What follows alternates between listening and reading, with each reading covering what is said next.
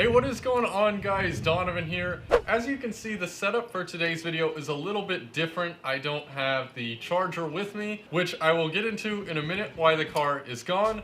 But for now, you just get to look at my background and this beautiful face.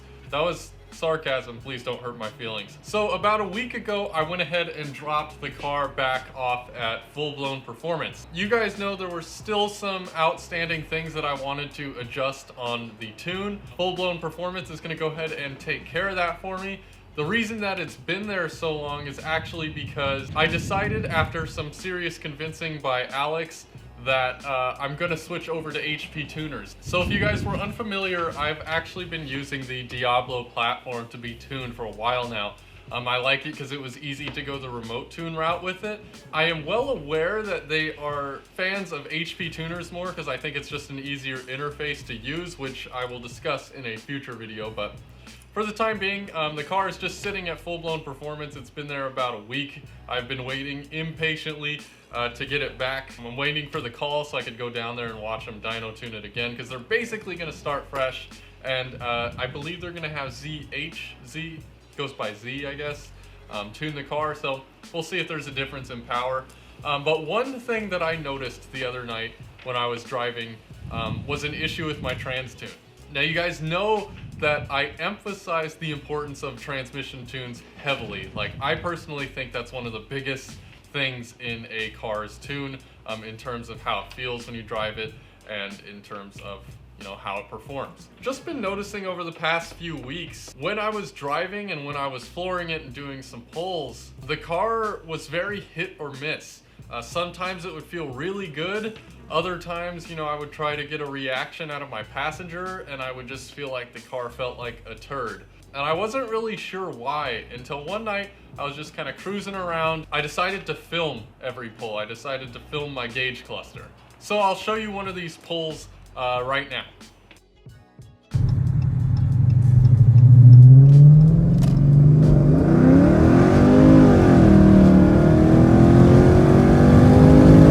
Now that was a good pull. As you can see, there was a lot of spinning, the car revved out, made good power, whatever. Now I'm gonna show you another pull where I was using the paddle shifters.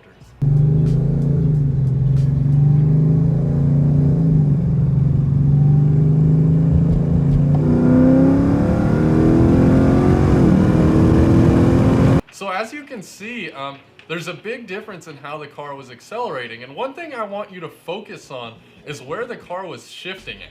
As you can see, for whatever reason, when I was using the paddle shifters, the car was shifting close to 1,000 RPM earlier than it was actually supposed to.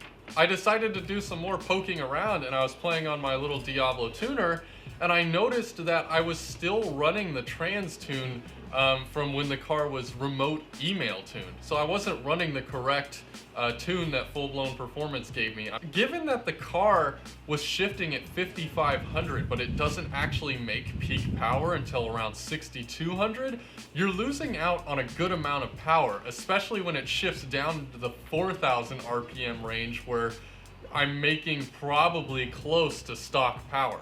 You guys have to remember that when you have a cammed car, well, at least with my cam specifically, they like to rev out.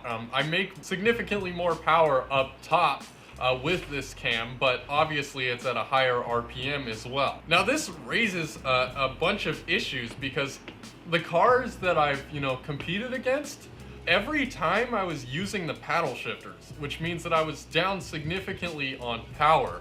Any comparison that I've made up until this point is nullified. So this is definitely something that I asked Alex to look into.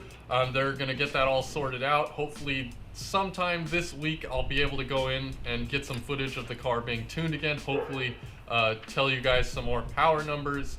But for the time being, the car is not here, and I'm hoping to get you guys some more comparison videos, hopefully some reactions to the better trans tune in the future. This was just kind of a little update. Hopefully you guys found it informative or somewhat entertaining. Anyways, I'll catch you guys in the next video. Remember to subscribe if you haven't already. We're so close to 4,000, and I want to thank you guys for the support. And I'll see you guys next time. Peace out.